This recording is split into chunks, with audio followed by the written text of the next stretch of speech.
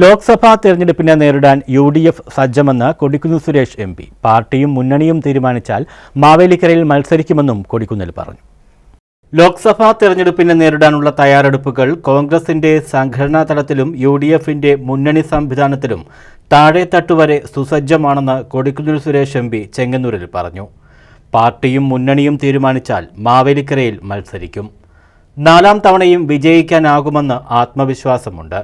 വിമർശകർ പറയുന്നത് പോലെയല്ല. താൻ നടത്തിയ പ്രവർത്തനങ്ങൾ ജനങ്ങൾക്ക് വ്യക്തമായി അറിയാം.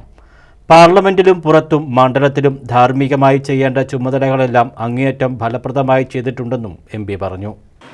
3 തെരഞ്ഞെടുപ്പിലും പ്രഗത്ഭരായ സ്ഥാനാർത്ഥികളാണ് LDF നടത്തിയത്, പ്രത്യേകിച്ച് CPയുടെ ഭാഗത്ത് നടത്തിയത്.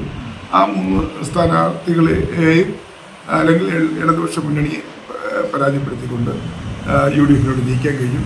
ആ ഒരു രാഷ്ട്രീയ സാധ്യത തന്നെ എപ്പോഴും നിലനിൽക്കുന്നത്. മാവേലിക്കരയിൽ UDFിന് തന്നെയാണ് വിജയം എന്നുള്ളത് കാര്യത്തിൽ തർക്കമില്ല. അതുകൊണ്ട് മാവേലിക്കര ഇത്തവണയും മികച്ച ഭൂരിപക്ഷത്തിൽ UDF ജയിക്കുമെന്ന് ഞങ്ങൾ കണക്കാക്കുന്നു. ഇന്ത്യ എന്ന സഖ്യം വിവിധ പാർട്ടികളുടെ യോജിച്ചുള്ള സംവിധാനമാണ്. എല്ലാവർക്കും അവരുടേതായ താൽപ്പര്യങ്ങൾ ഉണ്ടാകാം. ചില അസ്വാരസ്യങ്ങൾ ഉണ്ടെങ്കിലും ഈ മുന്നണി സംവിധാനം വിജയിക്കുമെന്ന് തന്നെയാണ് കോൺഗ്രസ് കണക്കുകൂട്ടുന്നത്.